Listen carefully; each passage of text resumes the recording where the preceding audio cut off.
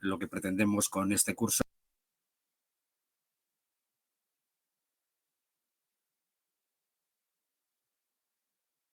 Carlos, no se te oye, tienes el micrófono apagado, has debido dar sin querer. Vale. Ahora sí, gracias. Hola. Vale, gracias. Problemas a veces del directo. Muchas gracias en primer lugar a la Escuela Madrileña de Salud y a la Asociación de Diabetes Madrid, con la que colaboro habitualmente, por haberme invitado a este aula virtual. Y vamos a empezar ya con el primer tema, que precisamente es sobre generalidades de la diabetes. ¿Qué importancia tiene el autocuidado? ¿Y qué importancia tiene pues, los aspectos emocionales? Esos serán los temas que vamos a desgranar posteriormente. El primer tema de generalidades de la diabetes, pues lo primero es definir qué es la diabetes. La diabetes es una enfermedad de tipo crónico que es muy frecuente y que se produce por un aumento de glucosa en sangre de forma sostenida. Es lo que llamamos hiperglucemia. Se produce por una disminución en la secreción o en el efecto de la insulina que se segrega en las células beta del páncreas. Vamos a ver si podemos pasarla. El siguiente. A ver. No me aparecen las flechas de pasar la diapositiva, Carmen. Ahora sí. Un momentito. Vale. Lo que comentaba es que la insulina es una hormona que se segrega en las células beta del páncreas y que actúa como si fuese una llave que permite el paso de la glucosa dentro de la célula, de forma que la glucosa pueda actuar generando una labor energética que va a permitir que las células del organismo puedan funcionar adecuadamente. ¿Cómo se diagnostica la diabetes? Pues el diagnóstico de la diabetes hay que hacerlo a través de análisis. La mayor parte de las veces no hay una clínica característica en la diabetes tipo 2. Luego veremos algunos síntomas y signos que se pueden asociar, pero la única forma de diagnosticar de forma certera la diabetes es a través de análisis. ¿Cómo podemos determinarlo? Pues bien, haciendo una glucosa. Es una glucosa plasmática que sea igual o superior a 126 miligramos por decilitro. También hay otro parámetro, la determinación analítica, que es la hemoglobina glicada, que es una especie de media de cómo ha estado la glucosa en sangre en los últimos 3 meses, que cuando se encuentra en cifras superiores o iguales a 6,5, podemos decir que también la persona tiene diabetes. Si tenemos dudas, podemos utilizar la sobrecarga oral de glucosa, que es la administración de 75 gramos de glucosa en ayunas a la persona en la que tenemos esas dudas sobre si existe diabetes o no, y a las 2 horas hacer una determinación de glucosa en sangre, y si esta glucosa es igual o superior a 200, podemos decir también que esa persona es diabética. Pero hay que tener en cuenta que estos valores hay que confirmarlos en 2 ocasiones diferentes, bien por la misma prueba o bien combinando 2 pruebas diferentes. También, si el paciente presenta unos síntomas característicos de diabetes que luego veremos y además presenta una glucosa en sangre en cualquier momento del día igual o superior a 200, podemos decir que esa persona es diabética. Y además hay que tener en cuenta que en este caso no sería necesario repetirlo en una segunda ocasión, sino que estaría confirmado de esa manera. ¿Cuántos tipos de diabetes tenemos? Pues hay 2 grandes grupos de diabetes, la diabetes tipo 1 y la diabetes tipo 2. Pero luego existe otro tipo de diabetes, que es la diabetes gestacional, que se produce por una disminución temporal de la secreción o de la acción de la insulina y que también se caracteriza por una resistencia a la acción de la insulina, pero que característicamente se produce durante el embarazo. Es decir, surge durante el embarazo, normalmente durante el segundo trimestre del embarazo, y termina una vez que finaliza el embarazo. La característica principal o la principal importancia que tiene esta diabetes gestacional es que a largo plazo se puede producir una diabetes tipo 2. Es decir, que aunque desaparezca al terminar el embarazo, queda como situación de riesgo para que pueda desencadenarse una diabetes en un medio o largo plazo. La diabetes tipo 1 las características principales que tiene es que hay una ausencia completa de la secreción de insulina por parte del páncreas. Está muchas veces generada por factores genéticos que predisponen a la aparición de la diabetes y influenciada por una serie de factores ambientales que pueden alterar la expresión de determinados genes en esas células beta que producen la insulina, y la propia inmunidad del organismo actúa sobre esas células que están alteradas, produciendo la destrucción completa de la misma y la ausencia completa de insulina. Es más frecuente en personas jóvenes, aunque puede aparecer a cualquier edad. La diabetes tipo 2, como ha comentado ya Elena, es la más frecuente, afecta a más del 90% de los casos, en mucho más del 95% a veces, y tiene una serie de características principales, que es, por un lado, la disminución de acción de la insulina, que muchas veces está generada por un aumento de resistencia a la insulina, que se debe fundamentalmente al sobrepeso y a la obesidad. Y también existe una predisposición hereditaria, pero sin el sobrepeso u obesidad, esa diabetes muchas veces no se desencadena, o sea que es un factor muy importante sobre el que poder actuar. Y se produce sobre todo en personas adultas, aunque cada vez más se produce en niños y jóvenes debido precisamente al aumento del sobrepeso y obesidad en estos niños o en estos adolescentes. ¿Cuáles son los factores de riesgo? Pues por un lado el factor genético, es decir, el factor hereditario, sobre el que actuarían otra serie de factores exógenos, otra serie de factores ambientales que permitirían la expresión de esos genes para producir la diabetes. Si además coexiste una alimentación inadecuada, un estilo de vida sedentario que favorecen el sobrepeso u obesidad, ese sobrepeso u obesidad es el que puede ayudar a que esos factores genéticos, esa herencia se exprese. ¿Cómo se manifiesta la diabetes tipo 2? Pues normalmente no hay síntomas característicos en la diabetes tipo 2, aunque sí que puede aparecer en algún caso. Cansancio, aumento de sed, aumento de las ganas de orinar, hambre, empeoramiento de la visión y también infecciones más frecuentes o más graves. Ninguno de estos síntomas o signos es, digamos, característico de la diabetes. Pueden existir varios al mismo tiempo y la única forma de confirmarlo, como hemos comentado anteriormente, es a través de un análisis. Algunos datos que tenemos que tener en cuenta sobre diabetes y obesidad. Primero, la diabetes en España está en torno al 12% de la población. La mayor parte, 2/3 aproximadamente, un 8,1%, la conoce, y un 3,9, un 4%, es desconocida, ¿vale? Y hay que detectarla precisamente a través de analítica para poder diagnosticarla. Y luego, otra cosa muy importante es que aproximadamente el otro 12%, un 11,5%, presenta prediabetes. La prediabetes es una situación en la que las glucemias no están en rango de diabetes, pero sí que están alteradas, y que además es una situación que predispone a la aparición de diabetes. Y sobre ella podemos actuar para evitar la aparición de diabetes o por lo menos retrasar su aparición. La diabetes tipo 2, como hemos comentado, está aumentando también en niños y en jóvenes por el sobrepeso u obesidad. ¿Se asocia la obesidad a la diabetes? Por supuesto. Hasta un 46% de las personas obesas tienen o bien prediabetes o diabetes tipo 2. Y más de un 90% de las personas con diabetes tipo 2 presentan sobrepeso u obesidad. ¿Cuáles son los pilares para el tratamiento de la diabetes? Bueno, pues importantísimo el tema de la alimentación, del ejercicio físico, que lo comentaremos posteriormente en las próximas intervenciones, el tratamiento farmacológico, del que hablaremos ahora, y por supuesto hay que tener siempre muy importante que la base precisamente para que ese tratamiento sea eficaz es que haya un apoyo psicológico adecuado, y por otra parte la educación diabetológica, la educación en diabetes, que es fundamental para conseguir esa calidad de vida que es el objetivo fundamental del tratamiento de la diabetes.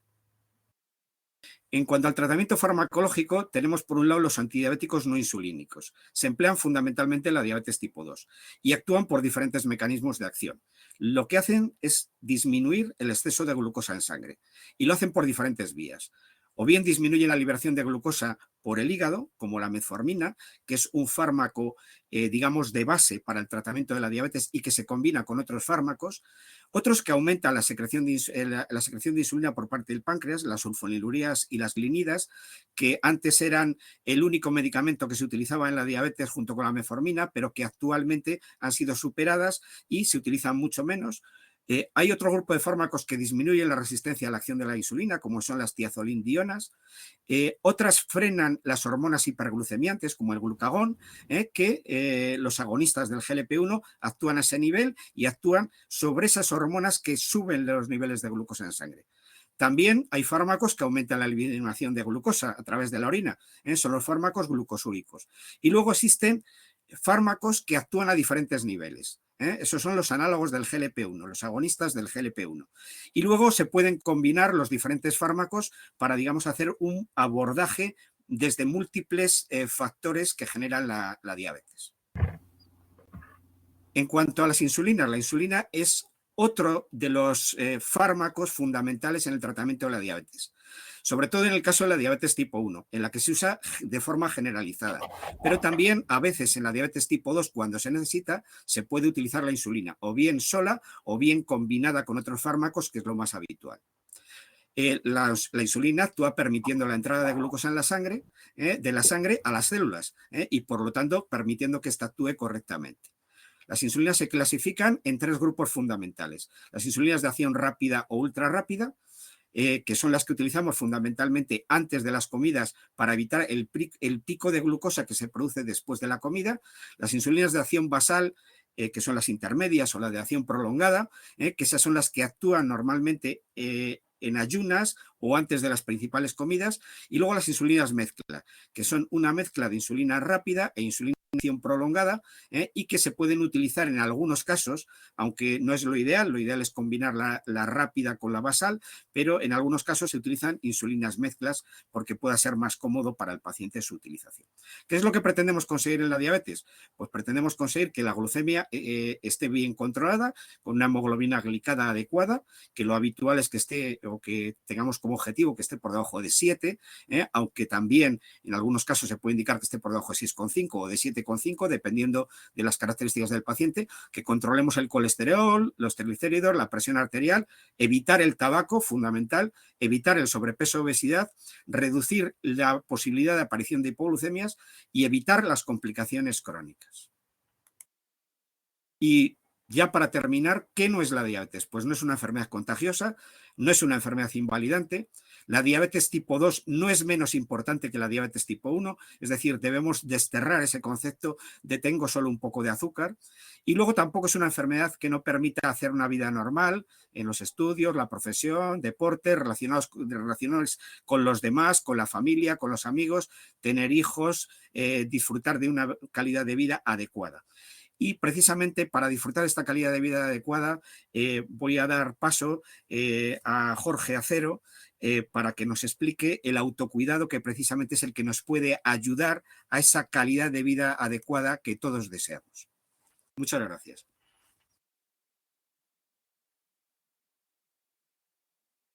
Hola, buenas tardes a todos. Gracias, Carlos, por tu participación y gracias a la Escuela Madrileña de Salud por dar esta oportunidad de que conozcamos un poquito más nuestra enfermedad, ¿no? y que la sepamos afrontar con mejor calidad, y, por supuesto, a la Asociación Diabetes Madrid. Vale. Voy compartiendo las diapositivas. Yo voy a hablar un poco de lo que es la importancia del autocuidado y el autocontrol, y veremos algunos aspectos sobre este autocuidado, como es la administración de insulina, el ejercicio físico regular y el control de peso, para después dar paso también a la alimentación y a los aspectos psicológicos. En cuanto al autocuidado y al autocontrol, tenemos que tener en cuenta que autocuidado es cuidar nuestra salud, y eso exige responsabilidad, ¿no? Es decir, nosotros no siempre vamos a tener al lado a nuestro equipo sanitario, al médico que nos lleve la diabetes, ya sea el endocrino o el médico de cabecera, o a la enfermera. Es decir, los que tenemos que lidiar día a día con nuestra enfermedad somos nosotros, y conocer todos los aspectos que esto involucra es lo que nos hace responsable de ello, ¿no? En el caso de una enfermedad crónica como es la diabetes, el autocuidado es fundamental para manejarla adecuadamente. Como veis en la diapositiva, hay muchos aspectos, ¿no? Muchas veces tenemos que hacer malabares con todos estos aspectos que influyen en nuestra glucemia para tener un buen autocontrol, ¿no? La alimentación, lo que es la actividad física, el control de peso, ajustar la dosis de medicación, el control de las complicaciones que puedan aparecer, el afrontamiento psicológico eficaz. Es decir, todo ello va a hacer que conozcamos nuestra enfermedad y que seamos responsables de ella. Esto implica mantener unos hábitos de vida saludables, administrar adecuadamente el tratamiento, intentar mantener un objetivo glucémico estable, como ha dicho antes Carlos, ¿no? Es los objetivos que planteaba, y conocer, prevenir y detectar las posibles complicaciones que puedan aparecer. Dentro del autocuidado tenemos el autocontrol, ¿no? Autocontrol no es simplemente hacernos el control de glucemia con el glucómetro, que todos haréis con mayor o menor frecuencia, y apuntarlo en una libreta. No, no solamente eso. Implica también tomar decisiones respecto a este dato, ¿no? Analizar el dato y tomar una decisión al respecto. ¿Qué tenemos que tener en cuenta? Pues todos los factores de los que hablábamos antes, ¿no? Es decir, no es lo mismo que yo tenga una glucemia de 130 después de haber hecho deporte o que la tenga después de haberme levantado, porque a lo mejor la dosis de insulina que voy a ponerme o la alimentación que voy a tener va a ser distinta. Es decir, es tener en cuenta todos esos factores, el índice glucémico del alimento que vamos a comer, la cantidad de hidrato de carbono que vamos a tomar, la actividad física que hemos hecho, el estrés al que podemos estar sometidos, es decir, un montón de factores que nos ayudan a tomar esas decisiones con la mayor autonomía posible, ¿no? Y al final el conocimiento es poder. Y contra más conozcamos todos los factores asociados a nuestra diabetes, más empoderados, es decir, más poder vamos a tener para resolver cada una de estas situaciones. Otro aspecto fundamental en el autocuidado, que lo ha introducido muy bien Carlos, es el tratamiento farmacológico, ¿no? Dentro del tratamiento farmacológico yo voy a hablar un poquito más de la administración de insulina, pero independientemente de que nos inyectemos insulina o tomemos medicación oral, tenemos que tener muy en cuenta los efectos que esto va a tener en nuestro organismo. Y también quería hacer hincapié en que tomar medicamentos no implica dejar de hacer el resto de hábitos saludables, ¿no? Es decir, si ahora antes no me tomo una pastilla y de repente me tomo una pastilla para controlar la glucemia, no significa que ya no tenga que ir a caminar todos los días, ¿no? Porque eso también me está ayudando a controlar mi glucemia. En el caso concreto de la insulina, debemos conocer el tipo de insulina que nos estamos administrando para saber si es la rápida o la basal, el tiempo de acción que tiene, ¿no? Es decir, cuándo empieza a hacer efecto, cuál es el pico máximo de acción y cuándo deja de hacer efecto. ¿Cómo vamos a conservar esa insulina, ¿no? Saber que el boli que estamos utilizando puede estar a temperatura ambiente, pero en un determinado rango de temperatura, y el que no estamos utilizando debe estar guardado en la nevera. ¿Qué dispositivo tenemos para administrar la insulina? Tenemos jeringuillas, habitualmente tenemos plumas a las que se le pone una aguja o en algunos casos se puede poner con bombas de insulina, ¿no? Entonces es importante que conozcamos esos dispositivos, el que estemos utilizando cada uno de nosotros y conocerlo bien, ¿no? Y en cuanto a la técnica de administración, aquí os he puesto los ítems quizá más importantes a tener en cuenta. Obviamente hay que administrarse la insulina con un buen lavado de manos, ¿no? Previamente para tener una buena higiene, elegir la zona de punción. Hay diferentes zonas donde podemos poner la insulina, el abdomen, los glúteos, las nalgas, los brazos, la parte de atrás de la espalda, la parte lumbar. Entonces, elegir esa zona y hay que irla rotando esos puntos de donde vamos pinchando, no solamente cambiar la zona, sino también cambiar los puntos dentro de cada zona para evitar sobre todo una complicación de la administración de insulina que son las lipodistrofias. Evitar también zonas donde exista alguna alteración, obviamente cuando ya existe una lipodistrofia o bien cuando pues es una zona con edema o inflamada o con alguna cicatriz, alguna quemadura, pues también hay que evitarlo. Cuando vayamos a administrar la insulina, ten en cuenta que tenemos que purgar la aguja para saber que funciona adecuadamente y que administre bien la insulina con 1 o 2 unidades y preparar la dosis con la pluma que tengamos, si es la pluma, la cantidad de unidades que tenemos que poner. A la hora de la inyección, pues tenemos que decidir si inyectamos con un ángulo de 90 grados o en personas más delgadas, a lo mejor hay que utilizar un ángulo distinto o utilizar la técnica de pellizco para evitar una punción intramuscular en vez de subcutánea, que es lo que deseamos. También tener en cuenta que hay que esperar 10 segundos con la pluma, bueno, con la aguja dentro, con el émbolo apretado, para asegurar la dosis correcta de insulina. Y por último, desechar la aguja. Esto es un error muy frecuente, ¿no? Que se reutilizan las agujas. Una aguja nunca se puede reutilizar porque se estropea y además aumenta el riesgo de lipodistrofias, además del riesgo de infección. Otro aspecto fundamental es el ejercicio físico en el autocuidado. Cuando hablamos de ejercicio físico, nos hablamos de cualquier actividad física que se realiza con el objetivo de mejorar la salud. Y obviamente la diabetes es una de nuestras prioridades. El ejercicio físico en general tiene para todo el mundo, tenga diabetes o no, múltiples efectos físicos y psicológicos, que de todos es sabido. Nos ayuda a mejorar la masa muscular, la flexibilidad, a estar más vitales, etcétera, etcétera. Pero además en la diabetes tiene muchísimos más efectos, es decir, reduce el sobrepeso, que como bien ha dicho Carlos previamente, es un aspecto muy importante a controlar la diabetes. Reduce el riesgo cardiovascular, porque baja la tensión arterial y disminuye mejora el metabolismo de las grasas. Mejora el control de la glucemia. Se ha visto que haciendo ejercicio de forma regular podemos conseguir reducir la hemoglobina glicosilada casi un 0,7%, ¿no? Aumenta la sensibilidad a la insulina, y este es un término muy importante porque significa que la misma dosis de insulina nos va a hacer más efecto. Entonces, cuando nuestro páncreas, que está ya, digamos, sometido a un sobreesfuerzo por la diabetes, le ayudamos a que la insulina que se agregue sea más efectiva, pues se va a controlar mucho mejor la cifra de glucosa. Y, por supuesto, el ejercicio ayuda a normalizar la diabetes, ¿no? Porque nos ayuda a sociabilizar y mejora nuestra calidad de vida. Por supuesto, se debe adaptar a la situación particular de cada persona, según pues, la edad que tengamos, la forma física, las preferencias, no a todos nos gusta el mismo tipo de deporte y el control de diabetes que tengamos. Y siempre intentar realizarlo de una manera regular, es decir, no evitar el síndrome del fin de semana, ¿no? El síndrome del dominguero que sale todos los domingos con la bici, pero luego el resto de la semana no hace nada, ¿no? Es decir, vamos a hacerlo de forma regular varias veces en semana y planificada, sobre todo si tenemos tratamiento con insulina, ¿no? Que nos puede provocar hipoglucemia, mejor planificarlo.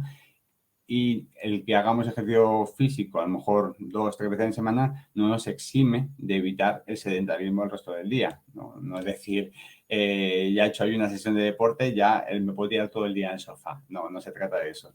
Se trata de estar activo en general todo el día también.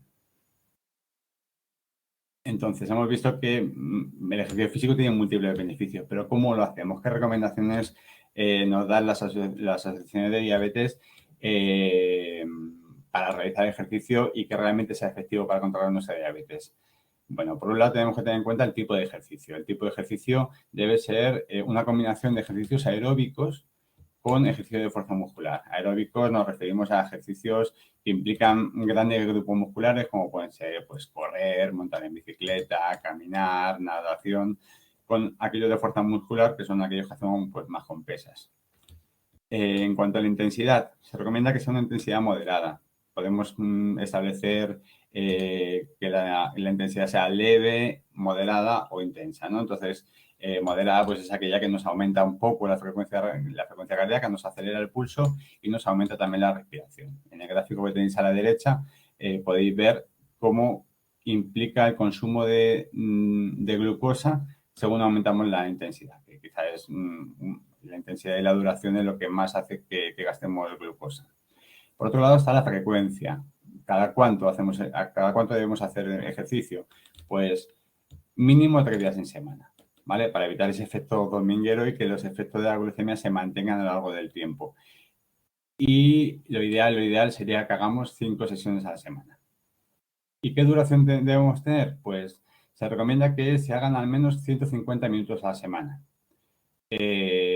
Parece mucho, pero realmente son 2 horas y media repartido en toda la semana. La semana tiene 168 horas, con lo cual tenemos muchísimo margen para hacer ejercicio, para sacar esas 2 horas y media a lo largo de la semana y hacerlo. Y se recomienda pues, que se hagan sesiones de 20 a 60 minutos. Si nuestro objetivo es perder peso, mejor sesiones largas. Si nuestro objetivo es simplemente mantener salud, pues con sesiones de 20 a 30 minutos sería suficiente. ¿Qué más recomendaciones debemos tener en cuanto al ejercicio físico? Nos va a exigir, sobre todo los que tenemos tratamiento con insulina, el hacernos más controles de glucemia, ¿vale? Para evitar hipoglucemias y para tomar decisiones con ese autocontrol del que hablábamos antes. Y no hacer ejercicio si nuestra glucemia es mayor de 250. Ahí deberíamos corregir la glucemia y después ya poder realizar ejercicio. También tenemos que tener en cuenta utilizar ropa y calzado adecuado. Insisto un poco en el calzado, ¿no? Una de las complicaciones de la diabetes, sabéis que es el pie diabético, y entonces mantener un calzado adecuado, que transpire bien el pie y que no nos haga rozaduras, es importante. Llevar hidratos de carbono cuando hagamos el ejercicio, por si nos da alguna bajada de azúcar, alguna hipoglucemia, agua y, sobre todo si lo hacemos solo, alguna identificación por si nos ocurre algo. Y en el caso de que haya tratamiento con insulina, pues evitar el pico de acción de la insulina rápida en el momento del ejercicio para evitar hipoglucemias y si es ejercicio muy prolongado o de mucha intensidad, valorar el bajar las dosis. Otro aspecto fundamental del que os quería hablar es el control de peso. La diabetes tipo 2 se asocia con el sobrepeso y la obesidad, ya lo ha comentado Carlos en su presentación, y esto es un hecho. Es un hecho, más del 80% de las personas con diabetes tienen sobrepeso o obesidad. Entonces, esto tiene graves consecuencias en el control de la diabetes. En general tiene consecuencias para todo el mundo, tenga diabetes o no, es decir, el exceso de grasa corporal y específicamente la grasa abdominal, la que está en el abdomen, se asocia con diversas enfermedades, hipertensión, hígado graso, distintos tipos de cánceres, etcétera, etcétera. Eso para cualquier persona, pero además asociado a la diabetes tiene más complicaciones porque aumenta el riesgo cardiovascular, que la diabetes tipo 2 ya está bastante aumentado, y aumenta la resistencia a la insulina. Con lo cual, nuestro páncreas tiene que hacer un mayor esfuerzo cuando estamos en una situación de obesidad, tiene que hacer mucho más esfuerzo para conseguir controlar la glucemia. Sin embargo, hay algo a nuestro favor, que si conseguimos perder peso, vamos a mejorar muchísimo nuestra salud. Va a haber menos riesgo de problemas cardiovasculares porque mejora la tensión arterial, se mejora el colesterol, los triglicéridos, es decir, todo lo asociado a las grasas. Mejora mucho el control de las glucemias porque aumenta esa sensibilidad a la insulina, entonces se controla mucho mejor la glucemia. En el caso de los que están en prediabetes, que todavía no tienen una diabetes establecida, pues disminuye el riesgo de llegar a desarrollar diabetes y además disminuye la mortalidad, ¿no? Por lo cual merece mucho la pena el esfuerzo de intentar controlar el peso. Pero ¿cómo lo hacemos, ¿no? ¿Cómo mejoramos, cómo controlamos el peso? ¿Cómo conseguimos quitarnos esos kilos que nos sobran? Pues la mejor manera es hacerlo de forma gradual, es decir, evitar la dieta en milagro, no intentar perder 5 kilos en una semana, porque eso al final tiene más repercusiones sobre nuestra salud, sino hacerlo pues perdiendo una media de medio kilo a 1 kilo por semana sería lo ideal. Y lo ideal es asociar un plan de alimentación con un plan de ejercicio, es decir, mantener esa balanza para conseguir un balance energético un poquito negativo que nos haga perder ese peso. En cuanto al plan de alimentación, pues tiene que ser un plan equilibrado, ajustado a nuestras necesidades calóricas personales. No todo el mundo necesita las mismas calorías. Hay personas que por su actividad laboral pues van a gastar mucho, van a necesitar más calorías y otras personas más sedentarias que necesitarán menos. Intentar que sea un poco hipocalórica, mejorando pues el consumo de fruta, de verduras, de carnes blancas y evitar pues la grasa, los rebozados, los fritos, ¿no? Y cocinar más al horno, a la plancha, etcétera. Lo ideal es repartir las tomas en 5 o 6 al día, ¿vale? Con poquita cantidad de hidratos de carbono cada una, pero repartido en varias tomas. Aumentando la fibra y el agua y además incrementando el ejercicio físico para el otro lado de la balanza, ¿no? Que sea de forma regular. Lo que os digo, si nuestra intención es perder peso, hacer al menos 5 sesiones a la semana y que sean largas, de 45 minutos cada una. según las preferencias y gustos personales, pero intentar que sean más prolongadas esas sesiones.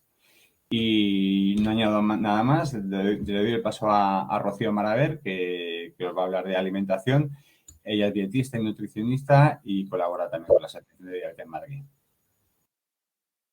Hola, buenas tardes a todos. Se me oye bien, ¿verdad? Aquí.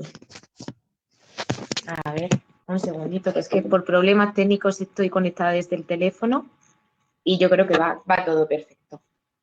Bueno, pues muchas gracias sobre todo por contar conmigo para esta actividad. Le doy las gracias a la Escuela Madrileña y a la Asociación de Diabetes. Y bueno, pues vamos a hacer un pequeño repaso por esta sección de alimentación. Los compañeros anteriores ya han introducido bastante todo el tema de alimentación y el control de peso y todo lo que tenemos que tener en cuenta para no tener ese riesgo de hiperglucemia o de acúmulo de glucosa en sangre e irnos sobre todo pues a niveles más bajitos de glucemia y un poco trabajar lo que es el control glucémico, el tiempo en rango y estar los niveles de glucemia en unos niveles constantes, ¿vale? Vamos a hacer un pequeño repaso por varios bloques.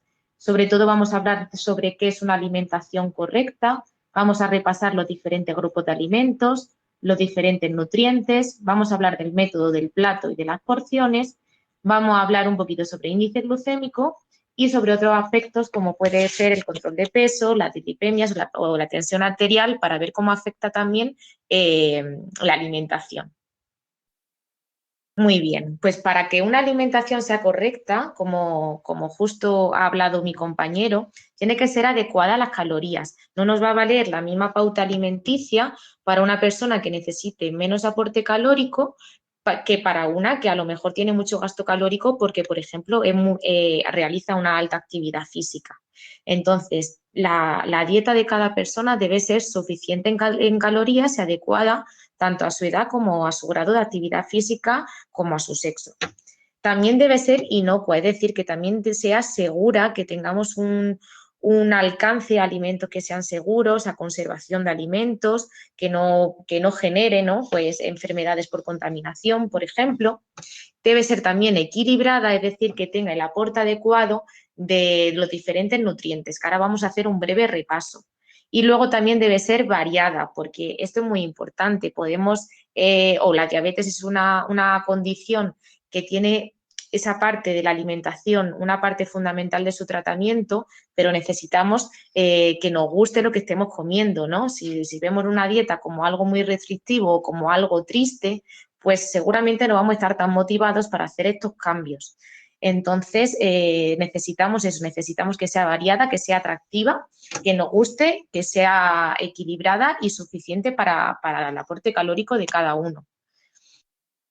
Vamos a hacer un breve repaso sobre los diferentes grupos de alimentos que tenemos. Antes de que empecemos a hablar de nutrientes y de proteínas, hidratos de carbono, grasas, lo que nosotros tenemos más al alcance cuando vamos a hacer la compra realmente son los grupos de alimentos.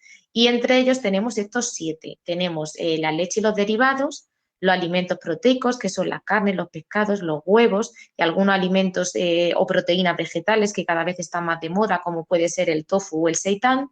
Tenemos también el grupo de los farináceos, que en este grupo metemos los cereales y los tubérculos. Tenemos las verduras y hortalizas, tenemos las frutas, las legumbres y el grupo de las grasas, ¿no? De las grasas, los aceites, la mantequilla y los frutos secos. Muy bien, pues de todos esos alimentos, en mayor o menor medida, están formados por 3 grandes macronutrientes, que son los hidratos de carbono, las proteínas y las grasas o los lípidos, ¿vale? Hay algunos alimentos que son más ricos en grasas, otros que son más ricos en proteínas y otros que son más ricos en hidratos de carbono. Salvo las grasas, como puede ser, por ejemplo, los aceites, casi todos tienen un poquito de cada uno de estos, ¿vale? Cuando hablamos, por ejemplo, de legumbres o hablamos de cereales, no todo, o de frutos secos, por ejemplo, no solo son grasas o no solo son proteínas, todos tienen un poquito de cada cosa, ¿no? De todos estos nutrientes, los que más van a impactar en la glucemia, por eso requiere estas pautas de control glucémico que vamos a aprender pues con ejercicio, con alimentación y demás, los hidratos de carbono son los que van a subir la glucemia de forma más inminente, ¿no? Cuando los comemos. Como veis en esta gráfica, vamos a comparar ese impacto en la glucemia de los 3 nutrientes, hidratos de carbono, proteínas y grasas. Y como veis, en las 2 horas que pasa desde que comemos un plato a esas 2 horas después, los niveles de glucemia van a subir de forma más rápida por los alimentos con hidratos de carbono, ¿vale? Las proteínas y las grasas van a aumentar de forma más tardía la glucemia y sobre todo cuando están en una comida en mucha cantidad, ¿vale? Entonces, ¿qué quiere decir que los alimentos con hidrato de carbono no suban los niveles de glucemia? ¿Son por eso malos? Realmente no, los hidratos de carbono son el grupo de alimentos que de forma, bueno, que principalmente nos proporcionan energía. Entonces, no porque nos vayan a afectar la glucemia, son malos. Y esto me parece súper importante recalcarlo porque es frecuente ver en consulta muchos pacientes que le cogen, o muchas personas que le cogen miedo a tomar hidratos de carbono y en consecuencia los eliminan casi de su alimentación y a veces eso nos lleva a perder mucho peso. Entonces es importante conocer los hidratos de carbono y como vamos a hablar en toda la sesión, no todos son iguales. Entonces vamos a ver cuáles van a ser más favorables para el control glucémico y cuáles son un poco más perjudiciales o más que perjudiciales, que lo debemos de tomar con menos frecuencia y en una porción un poco más limitada cuando hablamos de cantidades.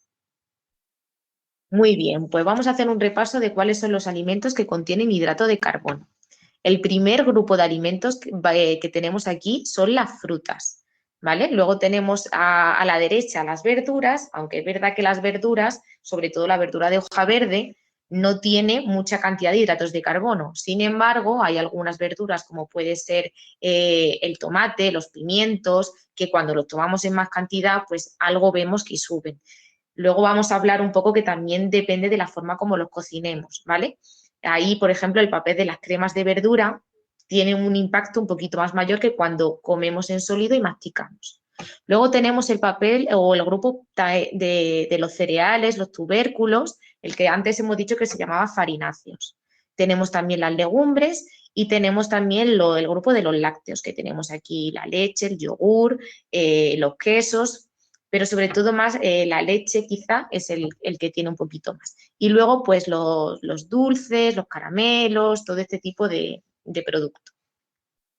Aquí tenemos un repaso con letra por si alguien quiere hacer una captura para que no se le olvide. Hemos dicho frutas, verduras, cereales, tubérculos, legumbres, lácteos, bebidas, que se me ha olvidado recalcarlo, bebidas alcohólicas y no alcohólicas, las salsas también, algunas salsas que pueden tener un poquito más y los caramelos.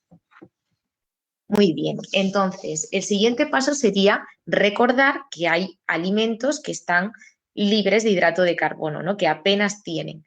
Y van a ser los que son ricos en proteínas y en grasas. Y aquí tenemos la carne, tenemos los huevos, tenemos los aceites, el pescado, la verdura de hoja verde, que antes he mencionado, pues imaginad las ensaladas, las espinacas, todo este tipo de verduras. Tenemos la mantequilla, por ejemplo, tenemos el queso, tenemos también las proteínas de origen vegetal y tenemos los frutos secos, ¿vale? Todos estos, pues, salvo algún fruto seco que se escapa ahí por su composición, casi todos son más ricos en proteína y en grasa, no en hidratos de carbono, ¿vale? Entonces, a la hora ya de conocer todos los alimentos y los nutrientes, realmente nosotros necesitamos una herramienta práctica, ¿no? Que es cómo ponemos en proporción esto en nuestro plato. Por ejemplo, pensad que una comida solo de patatas, pues un plato de patatas no sería una comida completa, ¿no? Solo llevaría hidratos de carbono. Entonces, con este plato que os estamos mostrando, lo que estamos viendo es que la mitad del plato, la parte más grande, debería ser a base de verdura o de hortalizas, ¿vale? Luego, la otra mitad del plato la vamos a dividir en 2 partes. Una de esas partes la vamos a dedicar a los alimentos con proteína o proteicos, donde tenemos pues la carne, el pescado, los huevos, el marisco, las proteínas de origen vegetal que antes mencionábamos, y el otro cuarto para los alimentos ricos en hidratos de carbono, los cereales, los tubérculos, el arroz, el pan, todo ese tipo de platos. Luego, pues vamos a cocinar con aceite de oliva, preferiblemente vamos a beber agua con nuestra comida en lugar de bebidas alcohólicas, que es mucho más saludable. Y también podemos tomar un postre, ¿no? Podríamos tomar una fruta, podríamos tomar un yogur también. Y esto sería, pues, sobre todo, pues, una herramienta o por donde nos estamos moviendo ahora, las recomendaciones ya, pues, a una dieta mediterránea, que yo siempre digo, pues, que no por vivir en la cuenca mediterránea seguimos toda la dieta mediterránea, ¿no? Seguir la dieta mediterránea tiene mucho de esto. Entonces, aquí es un ejemplo práctico, ¿no? Este es un ejemplo de la Asociación Americana de Diabetes. Eso que os he mostrado antes es una guía que se llama El Plato Saludable, avalada por la Escuela de Salud Pública de la Universidad de Harvard. Y ahora pues tenemos esas imágenes que nos ayudan tanto, ¿no? El imaginarlo todo como un buen plato de ensalada, una parte de proteína, pues por ejemplo en este caso con una pechuga de pollo, ¿no? Con un poquito de aliño por encima, y en este caso una guarnición de arroz, ¿no?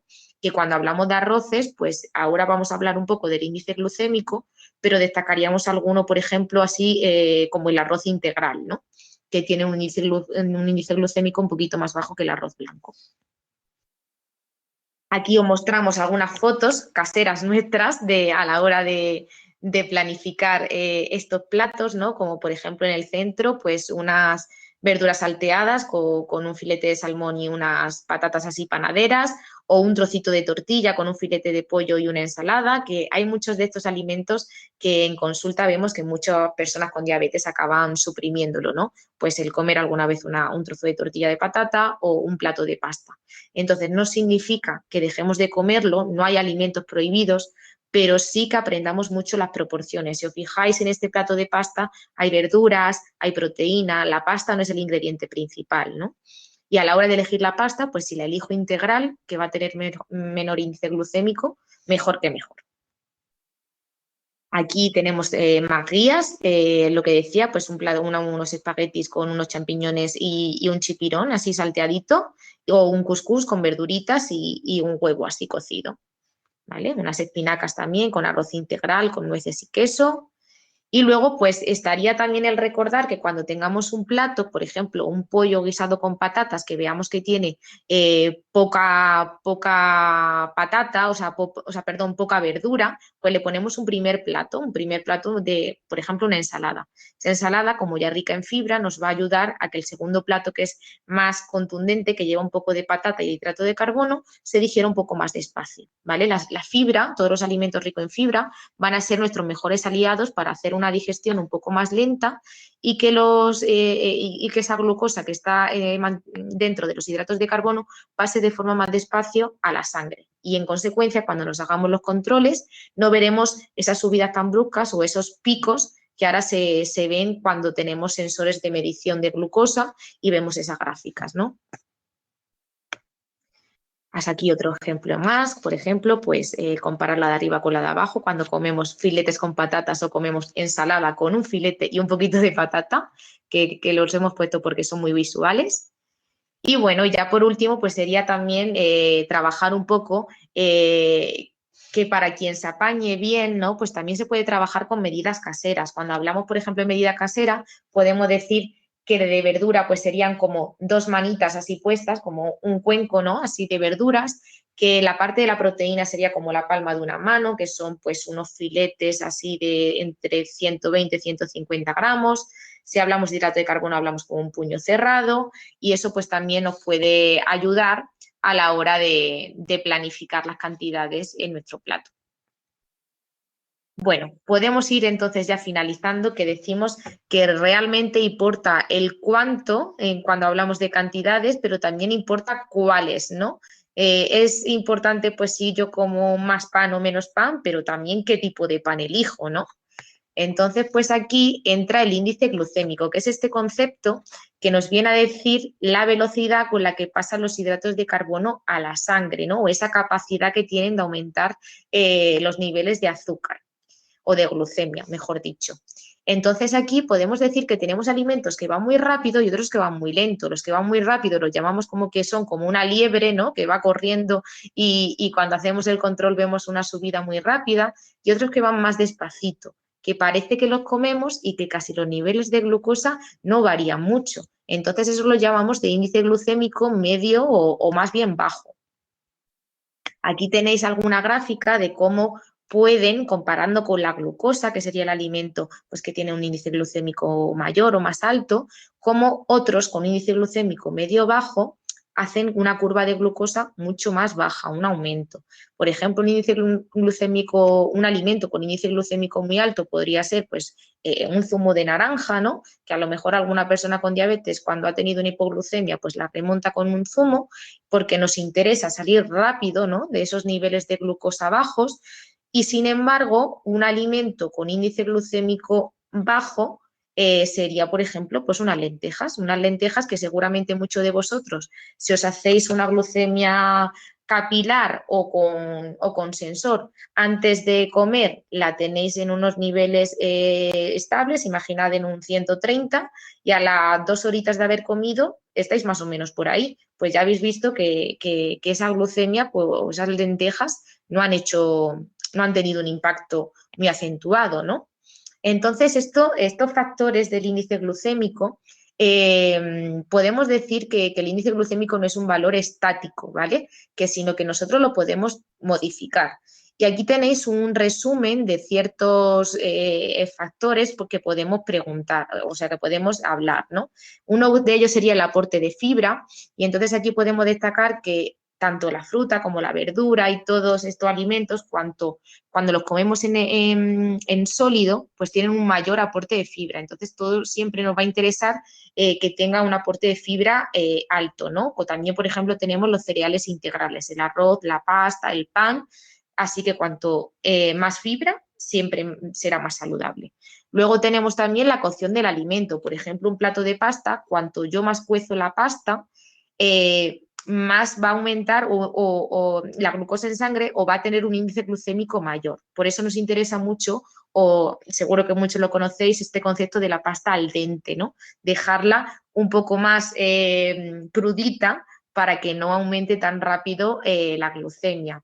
Luego hay otro factor que es el almidón resistente, que es este almidón que decimos que es la molécula que alberga los hidratos o la forma en la que tiene el hidrato de carbono de almacenarse, que está, por ejemplo, presente en la patata, en el arroz. Cuando se cuece se hace muy biodisponible, se va a digerir muy rapidito. Si estos alimentos que tienen, por ejemplo, almidón como la patata, después de cocerlos lo metemos en la nevera, se forma una sustancia muy interesante que es almidón resistente, que cuando se digiere va más despacio, se digiere de forma más paulatina. Así que formar almidón resistente cociendo y luego refrigerando y consumiendo estos alimentos después de haberse refrigerado, también nos ayuda a mantener un índice glucémico y unos niveles de glucosa en sangre más bajitos.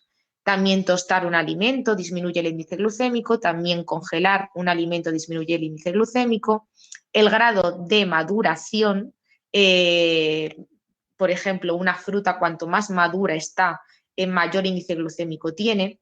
Y respecto a los dos anteriores que me estaba acordando, tostar y congelar, por ejemplo, imaginad que empezamos a comprar en casa pan integral, lo compramos rebanado, lo congelo en casa y al día siguiente lo tuesto y lo utilizo como para desayunar en una tostada. Pues esos 3 pasos que ya estamos poniendo aquí en marcha, 3 factores, un aporte de fibra, tostar y congelar, hacen que disminuya el índice glucémico del pan, ¿vale? Así que si hay alguien por ahí que quiera hacer el cambio del pan blanco a esta acción, lo recomendamos mucho.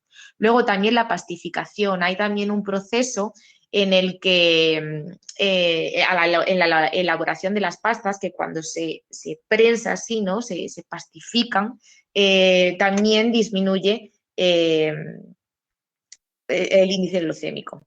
No, perdón, aquí creo que tenemos un error, pero sí, un poquito mejor, pues los espaguetis y demás, las pastas así planas que las que son como los raviolis.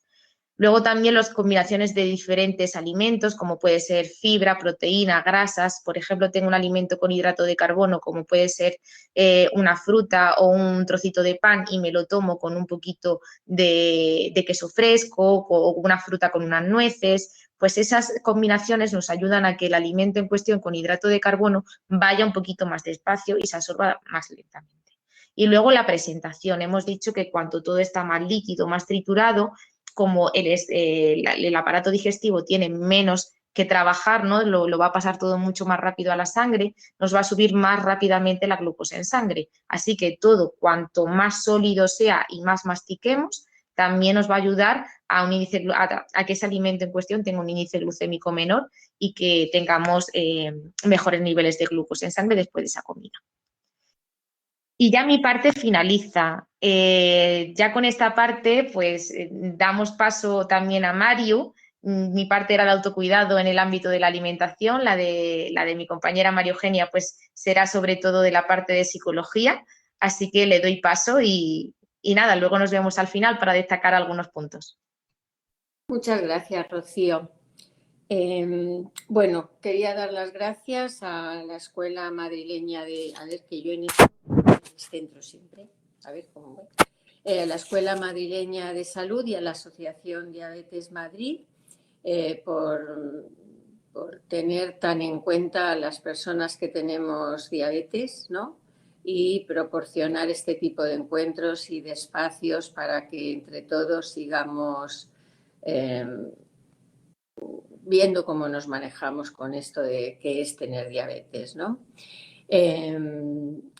Bueno, y ahora vamos con la parte de las emociones, porque fijaros, yo según iba escuchando la presentación de Carlos, de Jorge y de Rocío, que me han encantado, pensaba la cantidad de cosas que cuando a uno le dicen tienes diabetes tipo 2, de pronto tiene que empezar a introducir en su vida, a considerar nuevas, a aprender cómo considerarlas, cómo introducirlas.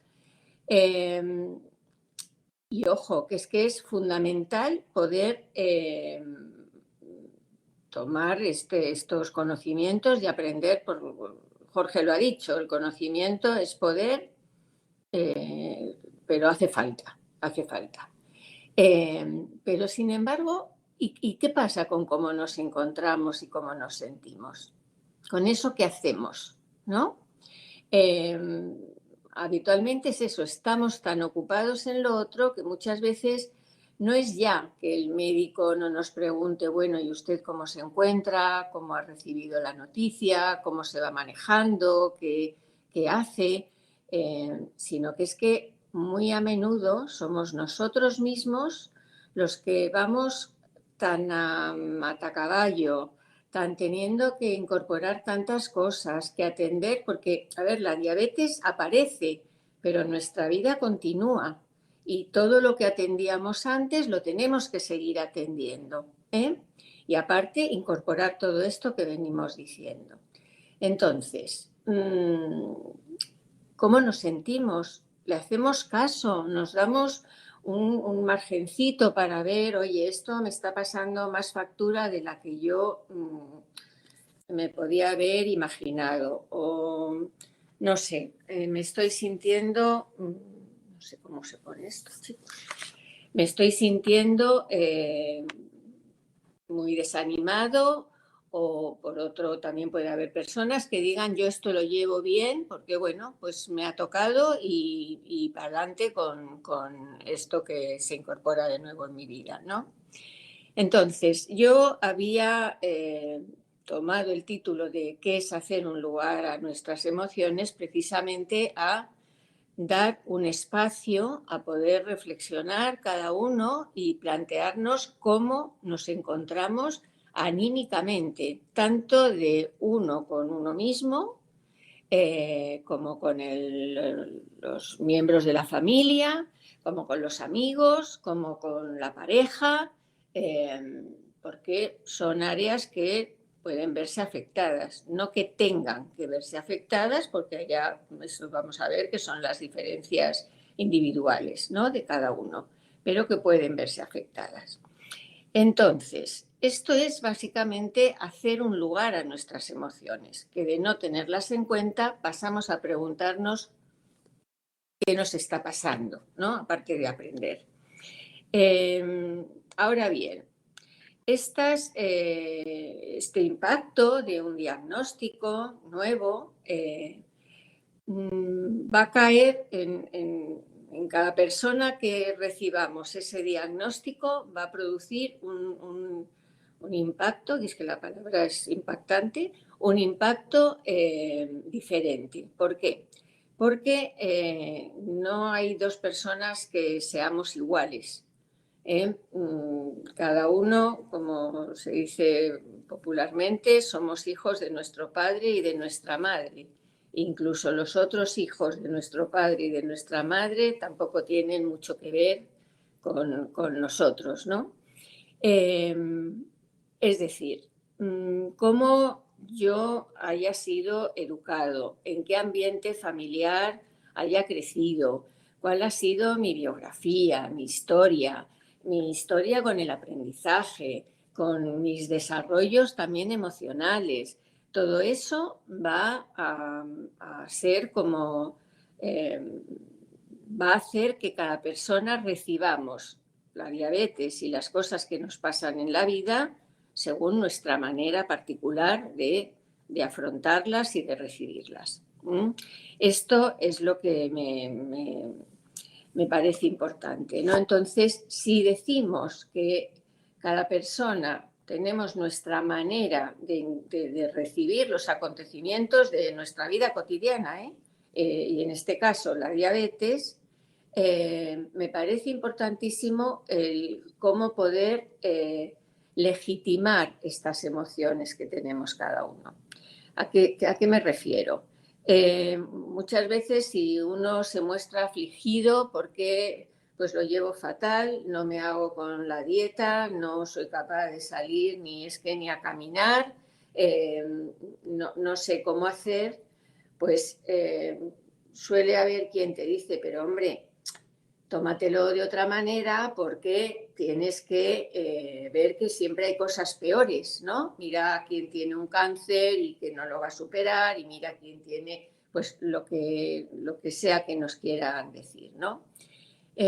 Pues bien, a mí me parece fundamental el que cada uno tome totalmente de manera legítima que si yo estoy sintiéndome abrumado porque me acaban de dar un diagnóstico de diabetes, que estoy en todo mi derecho de sentir eso, por mucho que pasen cosas súper graves en el resto del mundo, a mis vecinos, a lo que sea, pero yo tengo todo el derecho de poder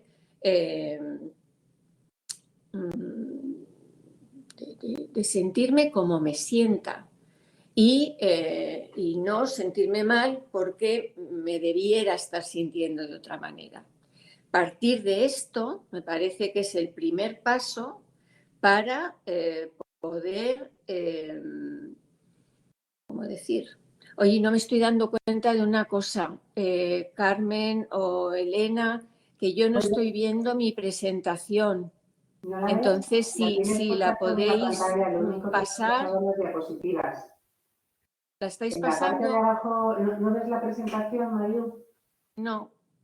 Bueno, y que yo no la vea no es muy llamativo. Te vamos pasando si quieres la presentación. Sí, por favor. A ver, Sí. espera, me hago presentadora y te voy pasando. Venga, Ahora sale la gracias, Juana. diapositiva de índice. ¿Paso la diapositiva de índice? Sí.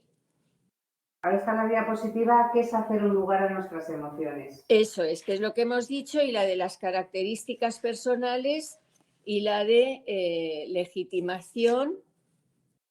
Eso es. Que también es proceso de incorporar la diabetes a nuestra vida. Bueno, el primero con lo de legitimación, porque hay una cosa que me parece importante, ¿no? Que esto no es un proceso donde yo empiezo a afrontar el diagnóstico de diabetes, entonces en el primer año ya me llevo bien con la diabetes, después ya estoy amigos para siempre. Sí, no, esto implica que a lo largo de nuestra vida, y es una enfermedad que hoy por hoy es crónica, a lo largo de nuestra vida podemos tener momentos donde nos llevamos bien y nos entendemos bien, y momentos que por lo que sea, porque se suman a otros momentos personales más complicados, tengamos una dificultad añadida. Entonces, Esto me parece importante porque no es, yo ya estaba bien y ahora otra vez me vuelvo a sentir triste. Pues es así, somos humanos y como pongo en la diapositiva, esto es un proceso y es un proceso para poder incorporar la diabetes a nuestra vida, no nuestra vida a la diabetes. Y como este proceso, todo proceso está vivo, con sus avances y sus retrocesos, y que ni siquiera habría que llamarlo retroceso, con los distintos momentos que forman parte de este proceso. Pasaríamos ahora a que cómo, para poder manejarnos bien en esta integración de la diabetes a nuestra vida, algo que me parece que es muy, muy útil es empezar por tomar en cuenta y por ser muy conscientes de cuáles son nuestras limitaciones y nuestras posibilidades. Es decir, si a mí no he sido muy llamada por el camino del deporte, y de pronto me dicen que tengo que hacer deporte y me empeño en, pues ahora voy a empezar a correr, que está muy de moda, voy a correr. Probablemente saldré el primer día equipada, fenomenal, pero al cuarto va a tener, este esfuerzo va a tener las patas muy cortas. Como esto es una carrera de largo recorrido, más vale que midamos nuestras fuerzas y que pensemos, bueno, yo no hago deporte, ¿qué es lo posible para mí? Pues a lo mejor es dar la vuelta a la manzana. Pues empieza por dar la vuelta a la manzana. No, pero para eso hay que saber lo que puedo y lo que me cuesta más y no empeñarse en el tengo que poder. Que todo llegará, no se trata de quedarse ahí estancados en el esto me es posible, aquí estoy cómodo, aquí me quedo, pero si no se parte de lo que podemos, difícilmente vamos a poder caminar esta carrera de largo recorrido. Bueno, me parece que va a ser importante que se puedan tener en cuenta las preguntas que también a todos y todas que estéis escuchando queráis hacer. Y para terminar, bueno, yo creo que me quedaría aquí y señalar solamente la importancia de amigos, familia, pareja, hijos y bueno, darse cuenta de que para todos el diagnóstico de una diabetes de alguna u otra manera va a tener sus repercusiones. Bueno,